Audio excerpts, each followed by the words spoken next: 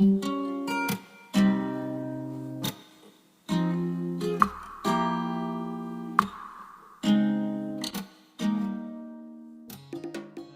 don't like the word diet personally because, for me, it has to be about lifestyle choices that have longevity. Because, one of the consequences that I've had is I took coronary heart disease and basically had a silent heart attack in my mid-30s. Yeah. That's scary. Mm-hmm. And it's scary when really I'm in control of food. But do you know what? Chefs don't eat well. And I said, a day out of Donegal is a day wasted. Mm-hmm. And they all stopped, and I what have I said wrong? I meant it.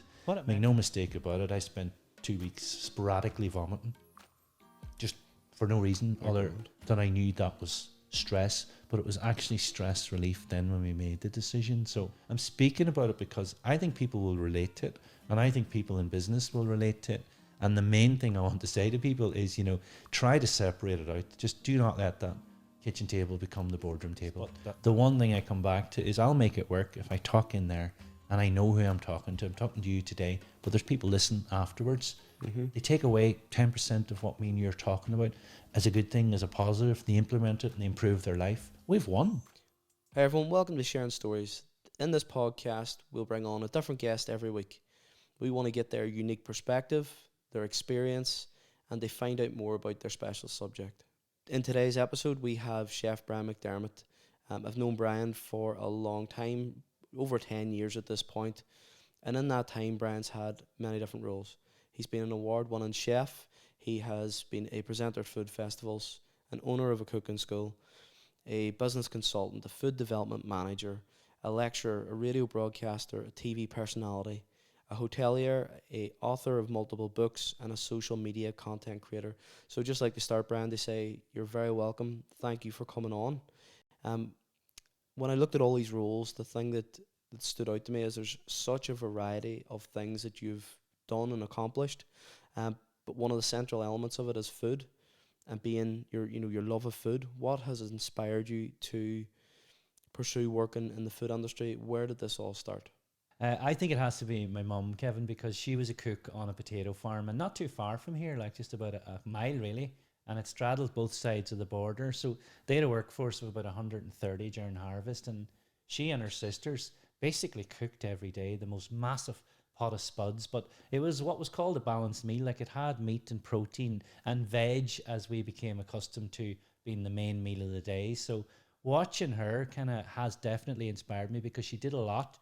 She got a lot of flavour out of very little ingredients that was grown on the farm, from the potatoes to the turnips, the carrots, the parsnips. That really was the foundation of really eating from the land and cooking what you had access to, which we've spent the last 30 years trying to get people back to in the form of local food. Yeah, there's only really, in terms of education now, people are picking up on the problems with processed food and moving back to a simpler diet. And is that why you think things like the paleo diet and stuff is popping up and becoming popular? I don't like the word diet personally because, for me, it has to be about lifestyle choices that have longevity attached to them. Yeah. And it's a reminder, and wherever there's an opportunity, I'll take it to remind people that food is fuel. Yeah. We eat to stay alive, to get our vitamins, and to function on a daily basis. The rest and the other occasions when we eat is habit, or maybe it's a celebration. That's a different occasion when you're out for a night out and you're going and there's a celebrating side to it. But we've got to remind ourselves why we eat, and let's make the right choice in eating, because you're right, processed foods has changed society, not for the good. It's changed a lot and brought a lot of the problems that exist, but I actually think we're reversing. I think the last couple of years and the pandemic has taught us, that our kitchens are not museums to be looked at. They're there with the right equipment in them to get us cooking really well back at home and back to our roots, literally, in the form of what I've just spoken about with my mum. That's really interesting. So you said you take your opportunity where you can. You've loads of opportunities working in radio and TV and through social media. And what I've noticed about you, Brian, is you're not scared to try new things. You keep developing and moving through different industries. What is it that motivates you to do that and keep trying new things? The reaction that I get to everything that I do, plus the inquisitive side that I have. The world is moving so fast. Everything's moving. Technology is wrap it. So use it as a positive. How can we get information out there? But it's back to the same basic information for me. It's if I can inspire people to cook better for less money, why would I not do that on whatever platform is available? And I've just been lucky, no different to you or anyone else.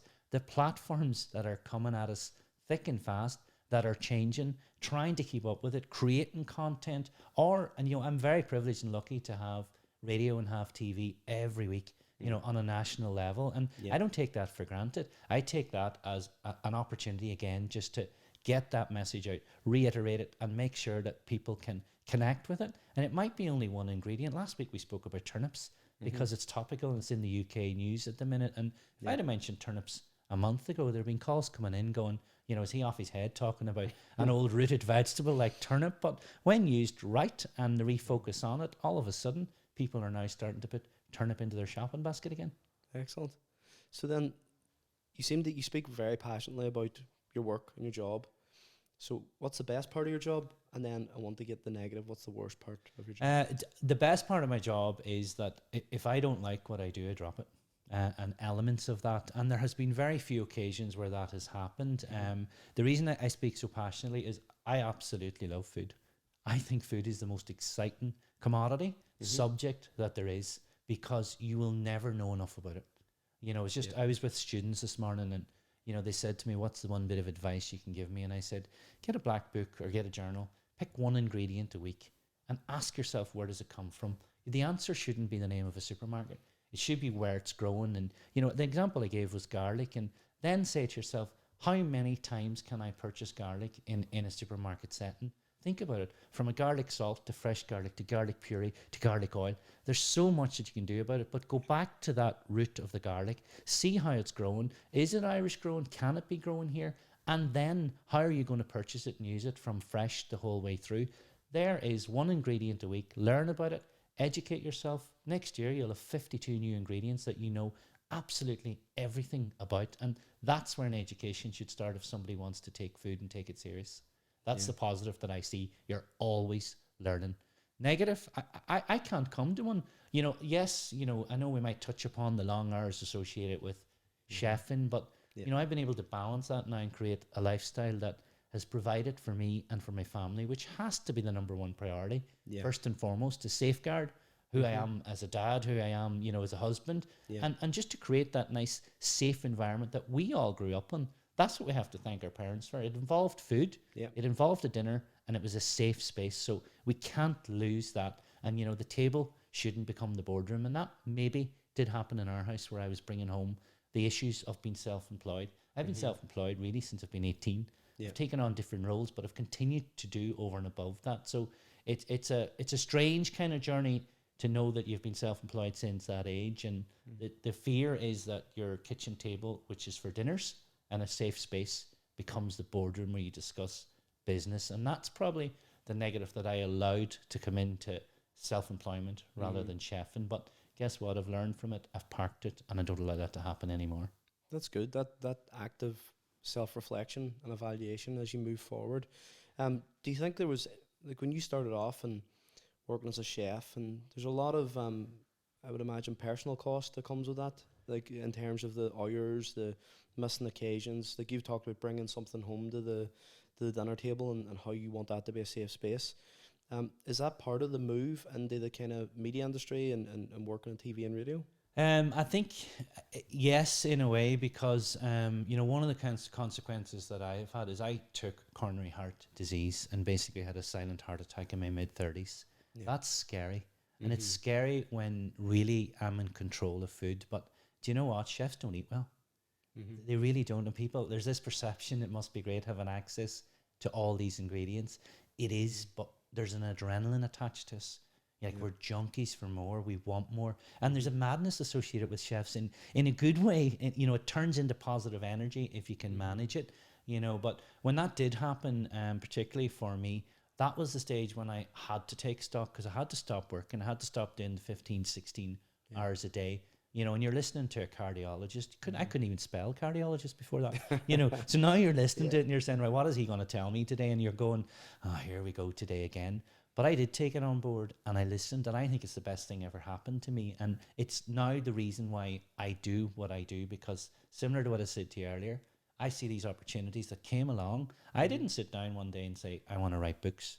I didn't sit down and say, I want to create a brand. What gave me the right to do that? Nothing.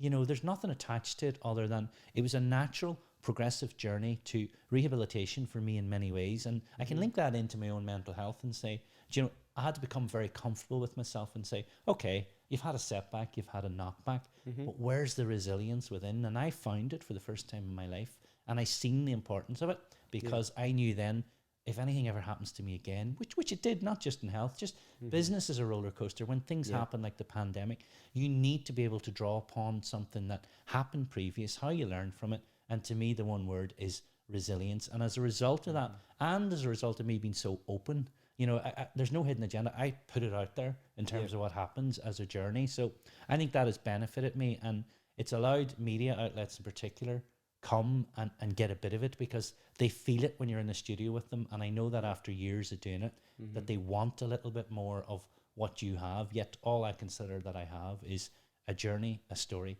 and I love communicating it to make sure people will learn from it.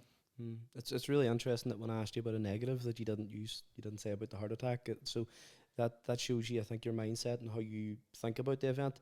I did find that very. You've told me that story years and years ago, and it's something that stuck with me. That you use that as part of your kind of brand identity moving forward, and what went into your cooking, and the word resilience you're using, turning that negative situation into a positive for you and learning from it. I think there's so much that can be taken from that in terms of people listening and going through something. What do you think? What qualities do you think that you have or demonstrated to turn that into a positive? I think transparency, being open, being honest with yourself. That's the key stage. Okay, so before journaling was popular, before mindfulness was popular, I remember reading the Sunday Observer food magazine that I loved. Like that was my match of the day. Like when I was going through chef, and it was like, it's out, the month it's out. But I distinctly remember, going through all the recipes and thinking, these are amazing, these are great. And it was UK based, and those are the people we looked up to, and we thought, Ireland, are we behind? We're not. But to answer your question, I remember seeing something called Headspace as an app, and that was 12 years ago. And I started doing that, and every day from that day to this day, I practice mindfulness. And if I feel my adrenaline rushing or agitated, maybe caused by too much coffee, which we learn over the years, or a situation, I know that I need to get myself back to a safe space. And I would say that to people. What is your safe space? You knew what it was growing up. Hopefully it was a home situation, or there was somewhere that you can relate to, and be mindful of that place and ask yourself, can you recreate that in your mind every day by closing your eyes and doing a little bit of breathing? You can, and it settles the system. And that's why I'm very, very comfortable with myself. And then second to that, I would say that has given me the strength to do what I do now, whether it's public speaking. Well, I tend to think that I don't change as a conversation regardless of the platform. I'll put it out there as it is, and I've learned from it, and I focus only on positive. And I've done that since I was 33, and I'm 46 now, so that's 13 years of it. It's funny, the way you're answering the questions are completely derailing what I'm going to ask, because I'm thinking, there's something else. And just when you're saying there about you don't change on the platform, one of the things that I've noted here, and it's about where I wanted to talk to you about, skills and attributes, is that I think how you speak to people doesn't change either. So I've seen you speaking to people that would be considered high level, or within the food industry, other chefs or whatever, people that you would want to, I would imagine, you would want to impress or show what you can do. And I've seen you speaking to people at a food festival, or someone that bumps into you in the street and kind of notices you and starts talking to you. And one of the things is you speak enthusiastically. You are trying to be warm and friendly. And is that something that's conscious? Because your passion for food, it transcends through conversation, and everybody walks away feeling happy, or at least I would say feeling that you're approachable. Is that something that you consciously work on? Yeah, I have, and I've worked it over the years, and I'll tell you where that started as a journey, because again, I'm from a family of 12. Getting a word in edgeways can be difficult at times in a home environment. So everything we have done as a family, each and every one of us individually, there has been a competitive side to it. Because from running home to get the dinner, to get a seat at a six seats at the table, and there's 14 people in the house. So that, I think, has stood to me in a very warm, wholesome way, because we had those meals, we had that comfort. But I remember when I went to college first, like in the early 90s, and I do think personality-wise has stuck to me over the years, and the things that you're saying, I would hope if somebody pushed me to get me to write down, are they values to me? Yes, they are. Are they important? Very important. But I remember one lecture, 3 years at college, grabbing me in the arm, and he said one thing that sticks out for me, and I tell other groups and other people this. He said, "Young man, can I remind you of something? People buy people, and your best skill is your personality." And I thought of that, and even when you talk about the business coaching that I do, and at the minute, like I help a lot of producers on the island of Ireland get into retail for the first time, and what I say to them is, there's only two types of customer. There's new and repeat. Perception will get the new. And that reminds me of what he said, people buy people. Yeah. So if they buy into people, they'll buy the product. The fact I'm here, spending time with you doing this, because I know you, I like you, and I'm bought into you as a person. And that's kind of summing up what I'm saying. So that is a conscious part of what I do. Plus, when your brand becomes known, there is a performance constantly.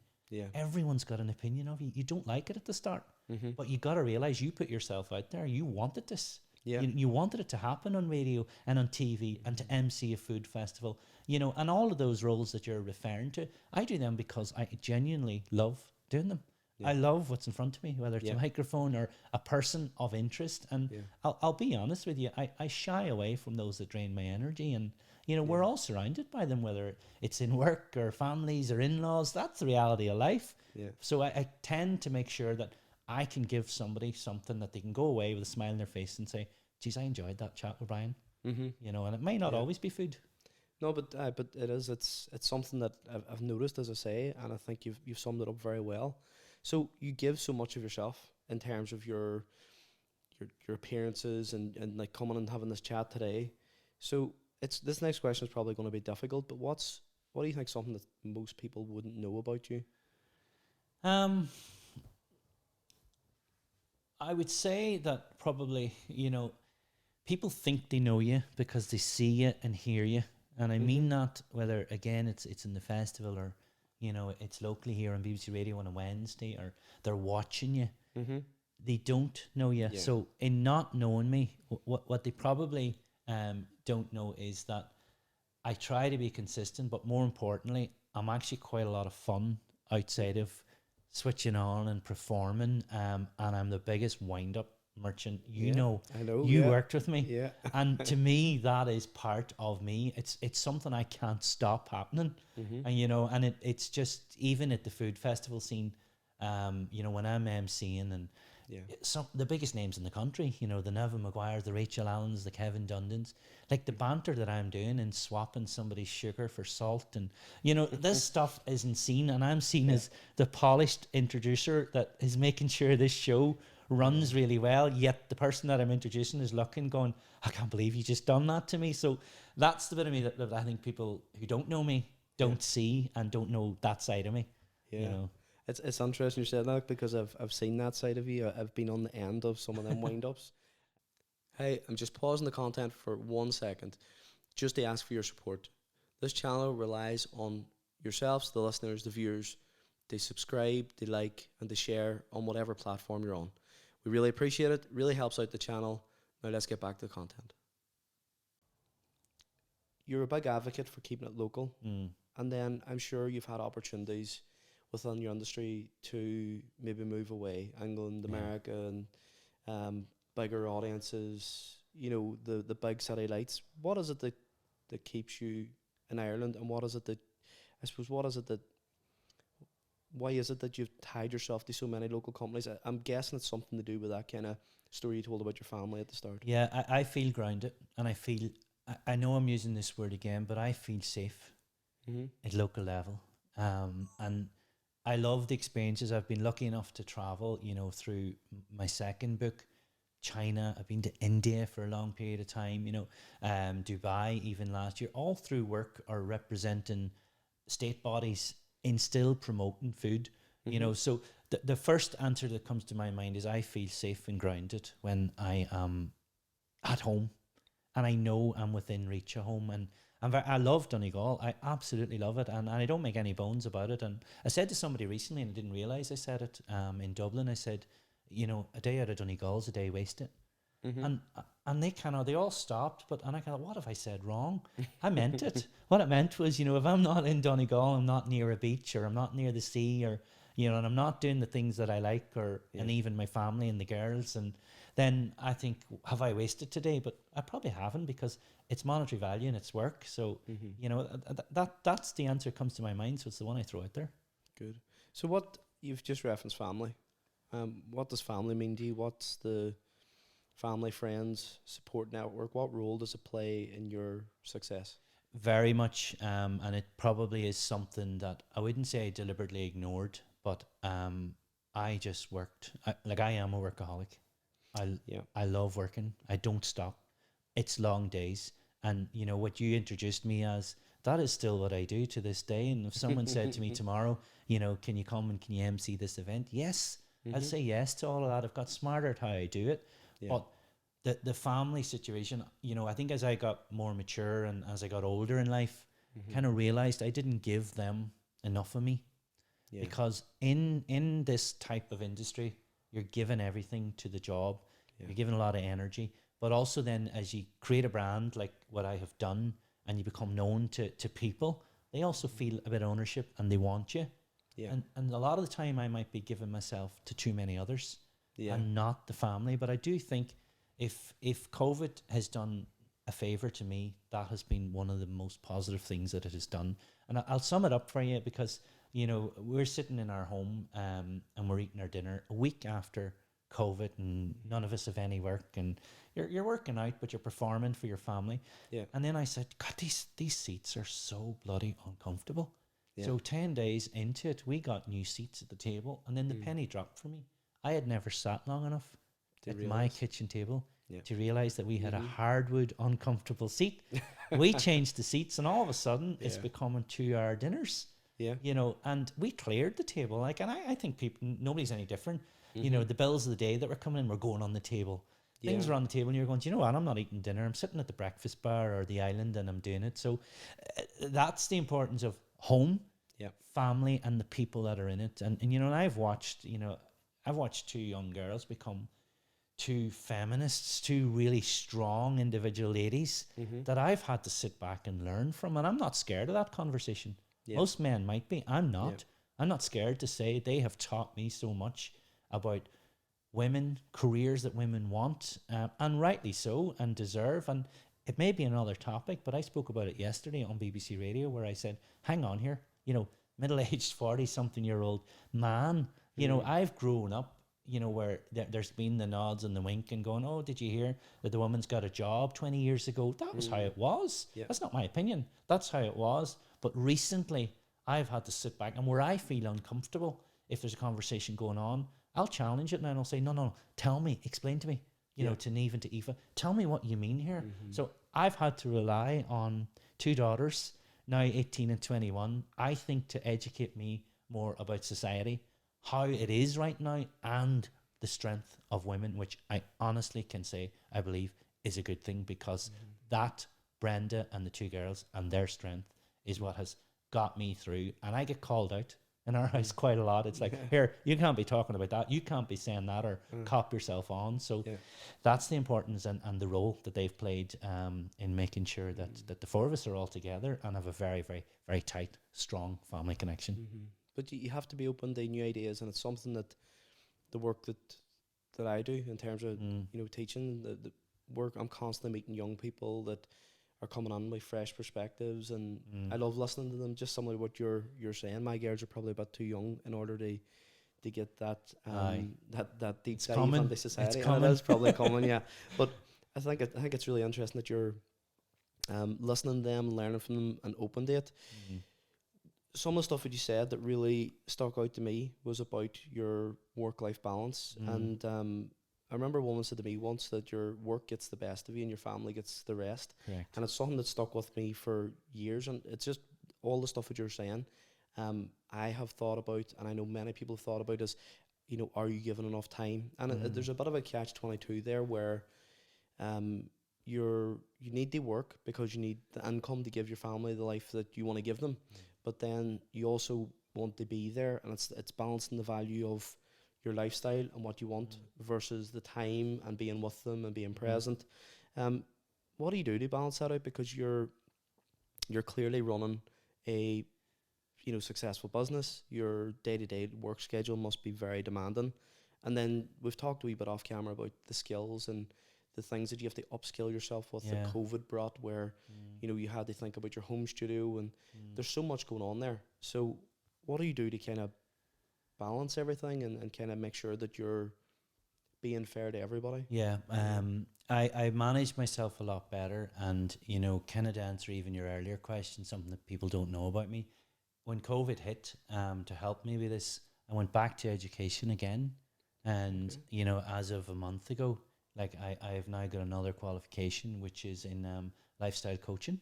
Excellent. And with nutrition.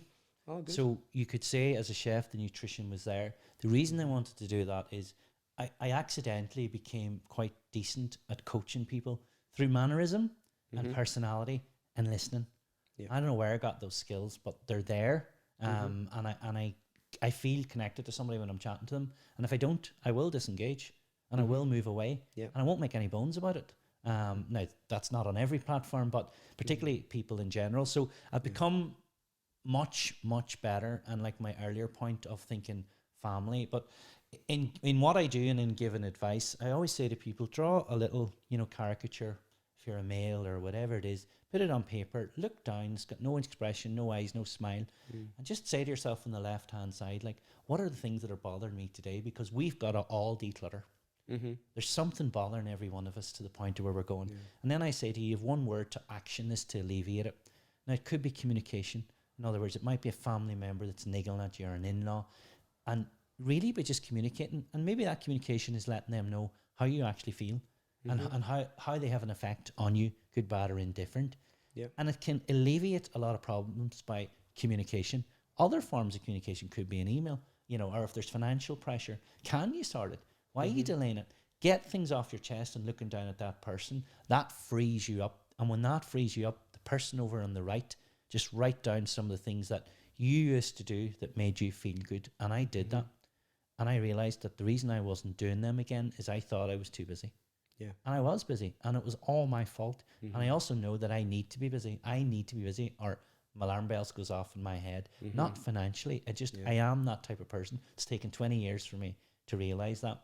But now, I do exercise. I never did that. I played a lot of hurling, a lot of Gaelic when I grew up. We all did as a family. Then it stopped because chefing didn't allow you to do that. Or didn't allow you the freedom to do it. So I've returned to that because of the exercise I've just explained to you. That I said to myself, when did I feel good? And how do I feel when I feel good? Be comfortable asking yourself that. And journaling it down and jotting it down. And that is going to get you back. It might be yoga for people. And they'll say, I have no time to do that. But yet we all have time to be doing so much in social media. Netflix So that's the management piece, and I see swim, I run. I just do things that benefits me because I know I become a better person as a result of them. And if I'm a better person to myself, I'm a better person to my family. I'm a better person to my customers, to my business, and to everything. That it becomes an enjoyable process. My biggest difficulty is knowing when it's work and not work, because most people will switch off by cooking. I don't stop cooking when I get home, like to the point to where my girls are going, Daddy has to stop. Like we just, it's too much. Like we had a big lunch. And that's what I mean by getting called out now. They're at that age where they'll go, we don't want this. Like you're wasting food at this point. So yeah, so that's a fair, I think, assumption of managing myself and lifestyle and what I do to switch off and relax. What's the thing you love doing outside of work then? You've talked about a couple of things, running and keeping fit and being active. Yeah. So you're given an opportunity now where you can go and it's the first thing you have to do to switch off. Is it reading a book? Is it no getting out and walking or? I've never mastered reading a book. Still struggle with Yeah, it. my head goes all the time. You know, the adrenaline, everything that I have. Like Yeah. I'm sitting here and I'm looking at you, but I am moving on to what I'm going to say next. Mm-hmm. I Yeah. don't know where that comes from, but I know what's coming next out of my mouth and out of my head, and I'm very comfortable with that. The only way I can switch off, and the one thing that comes to my mind right now is heat, sun, and sea, Yeah. and really good food. Mm-hmm. But I am the worst person to go on holidays with because I am moving to. I'm not on the beach. Because of the brain, I'm the way away. you're saying. I have sussed out 12 restaurants in the first 2 hours, Yeah. you know, and I'm coming back and you're all sitting there going, he's an Egypt, like he's not. And then I don't want you picking a restaurant, and that's very selfish. Mm-hmm. I'm like taking charge, taking control, and Mm-hmm. and your strengths are your weaknesses. Yeah. And while they may be strengths, they're weaknesses for me when it comes to trying to switch off and not saying, Brenda, will you pick tonight's restaurant? Or Brenda's going, no, because if I get it wrong, like all of our nights are ruined. Like, Yeah. so that's where I'd like Poor to go. Brenda. Yeah, to switch off and get sun and get a bit of heat. I Yeah. love getting heat into my body in the winters in Donegal as much as I love it. It's just going getting that 3-4 days of heat, and I've not been able to do that either for the last 4 or 5 years for multiple reasons. And COVID has not, and financially had an impact as well on all of us, and I have no problem speaking about that. Like, you know, Of everybody's course, been impacted, and again, that's where the resilience comes into it. So So, Brian, you've talked a lot about self-reflection. Do you ever look back at your career and think about your accomplishments? Is there anything that stands out as a project or something that you've done that you're really proud of? there's lots, but I'm also recently in the last 3 or 4 years got very good at breaking down and appreciating the small things, because I think there's a reason why we all do things, you know, and to go to work and to achieve things, breaking down into a daily, weekly, monthly basis. But obviously I've been very, very lucky, you know, to sit and think that, you know, I'm now writing my 4th cookery book, like, and I've had good sales, and one of them went on to win the best in the world at the Gourmand World Book Awards. Like, they're big things that happen that you go, wow, like there is a moment that you kind of think, God, that is a lovely feeling for that to have been achieved. So there's the publishing of it, there's getting it out, publishers on board, you know, even things like, you know, like being the resident chef now in the Claire Byrne show, like the biggest listened to radio show in the country. There are things that I don't take for granted, you know, nor have I earned it. I got the opportunity. It was up to me to make it work, you know, and you're dealing with different personalities. But the one thing I come back to is I'll make it work if I talk in there and I know who I'm talking to. I'm talking to you today, but there's people listening afterwards. They take away 10% of what me and you're talking about as a good thing, as a positive. They implement it and they improve their life. We've won. We've done something that's really good here. And that is one thing I think the media platforms have allowed me to do. And I think they're good achievements, because coming from rural Donegal, like, and, you know, securing them spaces both in TV, radio, and in the book, and emceeing food festivals, like, I didn't go to college to learn all of that. You know, I treat people as I find them, and I present them, if I'm emceeing, in the way that represents them, that gets them encouraged and gets that program of events running in a way that has a nice tone to it. And those are all achievements for me, as is like Niamh and Aoife and the girls and them going on to uni and doing what they do. And it'd be wrong not to think that way, because you have to think what's important to you. Other things don't excite me. I don't care about cars. I don't care about things like that. I'm more inclined to remember the conversation and chat with you than say you had a Beamer outside or something like that. So that's just the type of person that I am. Yeah, well, that's nice. It's not material things that are motivating you. It's your career and what you get out of it. So there is quite a lot of accomplishments there. Was there ever a point when something you were doing was a massive risk and you had to pull the trigger, make the decision? How was that process for you? Has it happened a lot? What advice would you give to somebody that's in a position now where they're thinking about, you know, launching their first business or anything like that? I think when you're self-employed, there's a degree of risk in everything that you do, because nothing, particularly given what has happened in the last 3 or 4 years, you know, globally, don't take anything for granted anymore. So, you know, we had our business open, which was the hotel element of what we done. COVID struck. Yet as a business, we were ahead of targets, ahead of schedules. we were winning accolades for the food and the experience that never came outside of Dublin sometimes, and all of a sudden we were getting them in any shown, and we were making our mark, and you know, all of that is really good. COVID hits on a day that I'm in London, and I'm getting phone calls, you need to get home, and I'm changing flights, and then airports are starting to cancel, and you arrive home to nothing like what you've left, because you have left a business that's able to stand up, you know, and support itself, and staff, you know, we had 20 something staff, and then this happens, and you're told to close your business. So as a family, you know, we were the only investors, the four of us, Brendan, the two girls.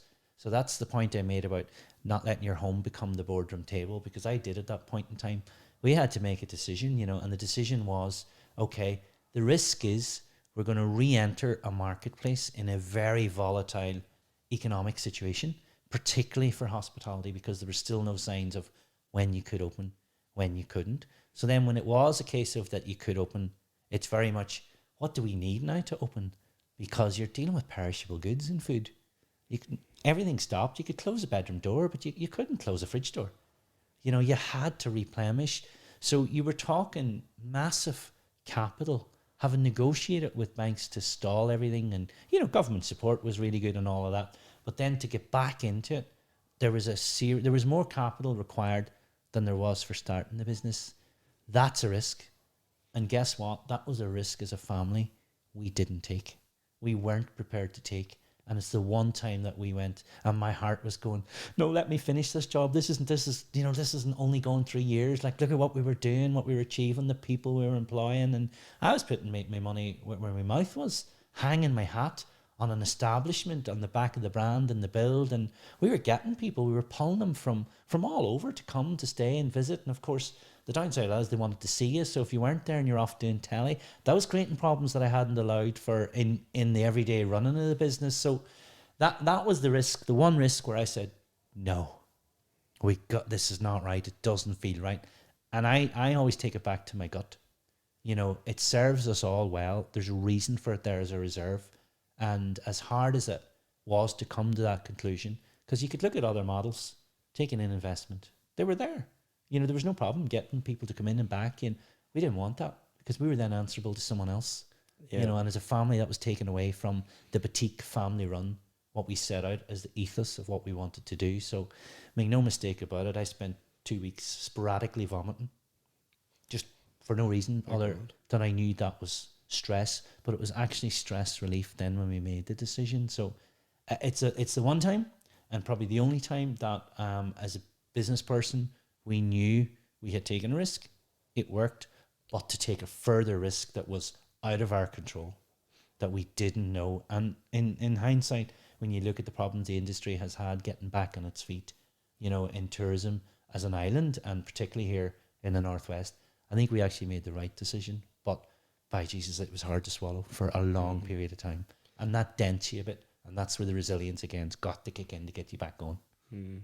It's the whole brand, the way you're talking about it, being the family business and stuff.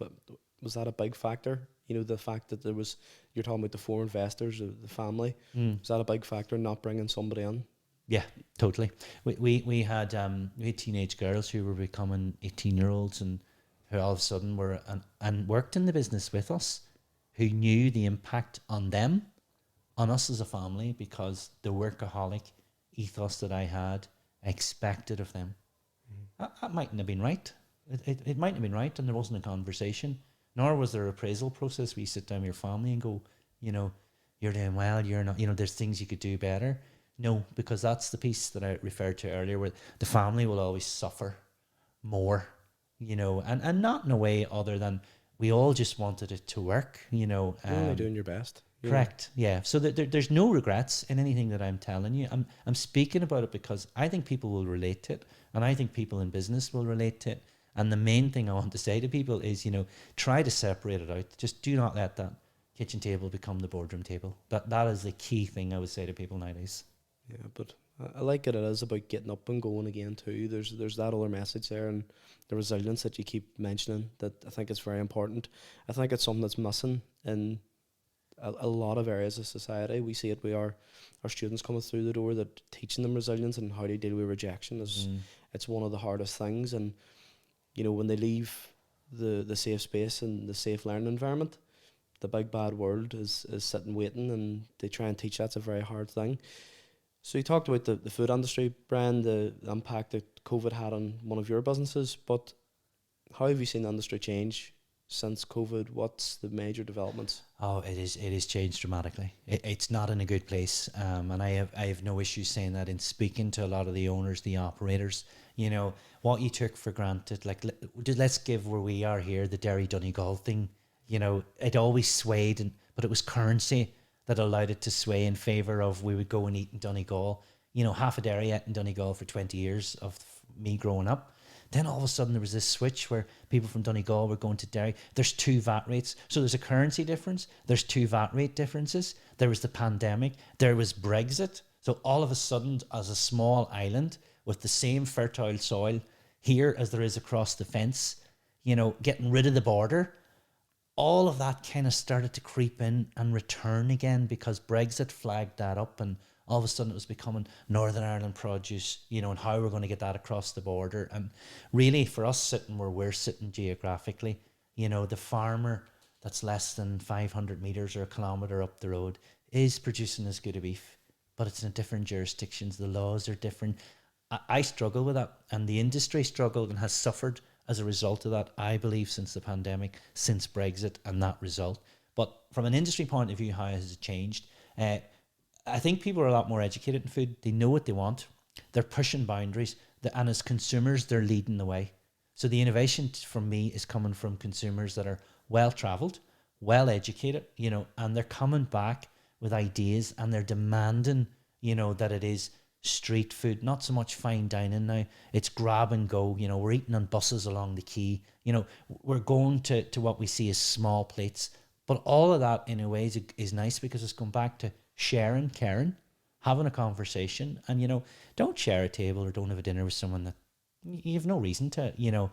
There has to be a reason why you're going to sit down with someone. Share your time, share your space, and let food be the catalyst to a really good conversation. So look, I have no magic wand, but what I do know is that the industry as a whole it's rebuilding and it's rebranding, and I think we had momentum in the Northwest. I think we had a good connection between Derry, Donegal, the food, the tourism, the cross-border branding, and I do think that has been lost a bit, and I think we're all going to have to contribute and work really hard to get that piece back, to make this side of the island of Ireland more attractable again, and make sure that people, you know, are coming to Derry as a safe place to stay, eat, dine, and otherwise, which it is. And I do think the food offering here is one of the best that there is on the island. Yeah, brilliant. And you talked about the launch of some like food trucks and street food, and I think there's maybe been an opportunity there for some smaller businesses to kind of showcase their skills and what they can do. And like, I drive home from work now, and I would find a food van on the side of the road that would match, or in some cases beat, you know, restaurants or some of the bigger chains that, you know, that I suppose would go against your ethos of the kind of shop local. But do you think it's created opportunities for some smaller scale businesses to get involved in the food industry? Without a doubt. And I'll tell you what, one of the biggest benefits is the capital and the risk is a lot lower to enter it. And if we talk about that word perception again in food, your perception when you stop at a van, stop at a street food, you know, I remember saying to somebody last year, I think I'm very comfortable now having a burger and a bottle of beer and a bale of hay. And excuse all the bees and that, but it's like, you're quite happy now to sit down and have that at the back of a pub. Like, I think this is going to revive the pubs.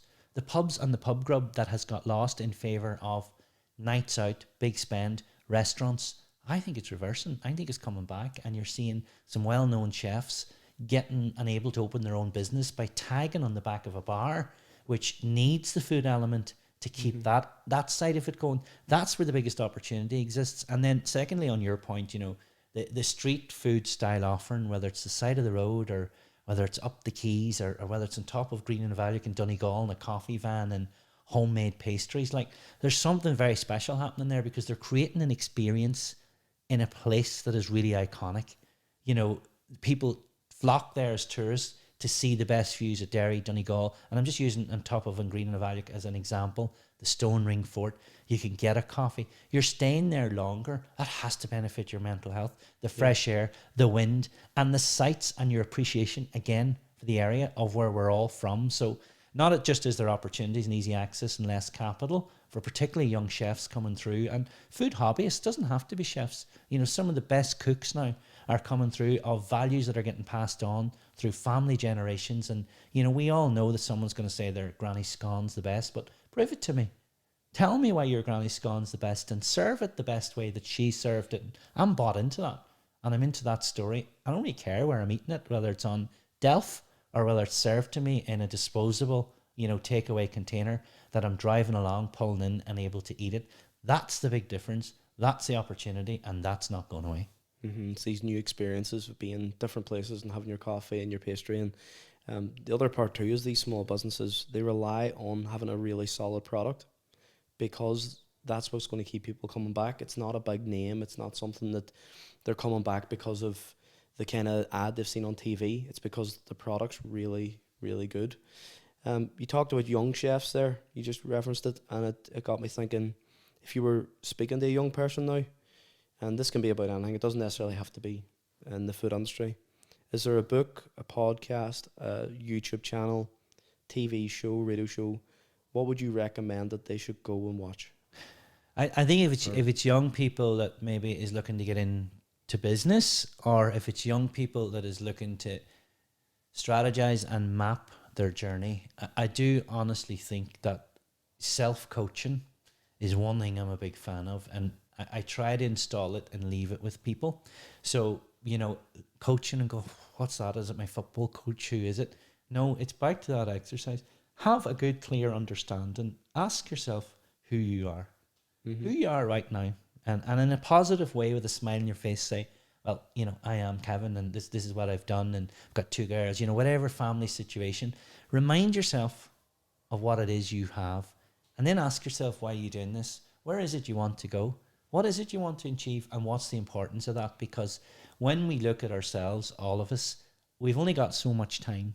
We need to sleep, we need to eat, and we need to find ways to live longer.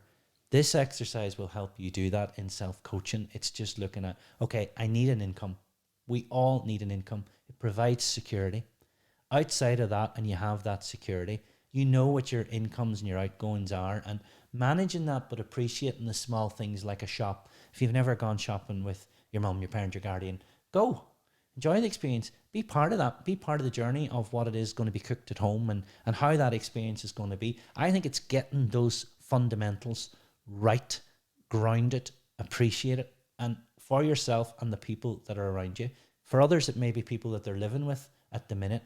Get that piece right. It'll not take too long. A month working on that will get that right, and it'll get you to appreciate yourself a lot more. And I think one last thing I always say to people when they go to bed at night, like, just feel the weight of your body on the bed, and just think to yourself, what was 3 things today that was positive that happened for me? And I'll tell you what that's going to do, and it's worked very effectively for me, is number 1, it could be, you could say, I took the girls to school, or I went to school, picked up the kids. And you might say that every day, but it's going to change. The tone of it's going to change. You're going to say, actually, that was lovely. I was able to do that.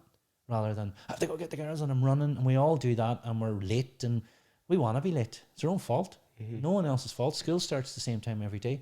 So we've allowed that thing to come in. So reminding yourself of 3 positive things that happen switches the brain away from thinking about any problems that you considered you didn't get dealt with that day. So you're going to bed happy. You're going to bed smiling. And that weight is just taking your mind away to, can I feel the weight? Yeah, actually I can.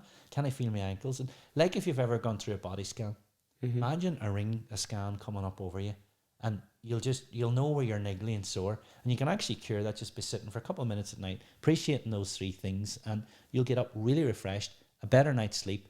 Don't underestimate the importance of sleep for your health. So that's the starting point. The rest around strategy and careers and different, I could talk loads about, but I can only talk about it based on my experience, which I've just done for you there now. Yeah. It's interesting, like loads of stuff you're saying I'm relating to, where I'm probably not sleeping enough. But that practicing of gratitude and thinking about what was good, it's things like that have made me prioritize what I do on a Saturday morning with the girls. You know, because I'm thinking all week you're working. You know, you're constantly busy doing stuff for other people.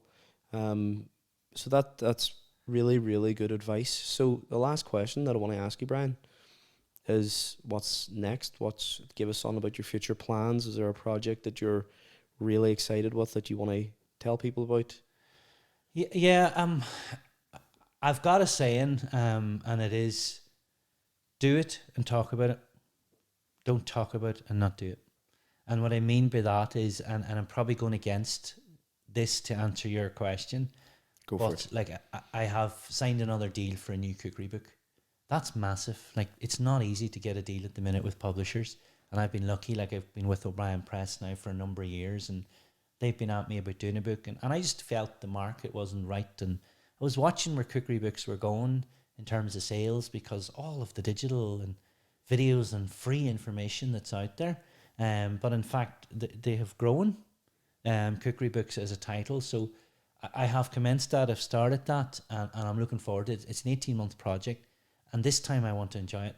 And it's not that I didn't enjoy the other ones, but I didn't time management very well, and I learned from that. So this time I want to set time aside at the weekend. You know, like I have this weekend off. That's a huge privilege for a chef to be off the weekend. And again, that's the lifestyle management piece that is kicked back in. So do I necessarily wanted to tell anybody about that? No, because it's back to my saying, you know, there's nothing worse than talking about something and not doing it. You know, do it, then talk about it. Yeah. And that's what I mean by, oh, Brian's got another book, launch it. Books are a lot of hidden work. They're a lot of hard hidden work. But to me, they're important because it's a way to share new recipes, trends that we've talked about, changes in food culture, but sticking to what you know and what the roots of your ethos is about. And for me, that's always about local, what's available, what's affordable, and what's achievable for you as a recipe to cook. Well, Brian, you've said it now, so you're going to have to follow through and deliver the product. So, look, we'll end this by saying thank you very much. I really appreciate you coming on. The information you've shared, I'm sure, will be useful to a lot of people for a lot of different reasons. So we'll just finish the show by saying thank you to everybody for watching or listening. Make sure you subscribe, like, depending on what channel you're picking this up on. And we will be back shortly with another episode. Thanks for watching.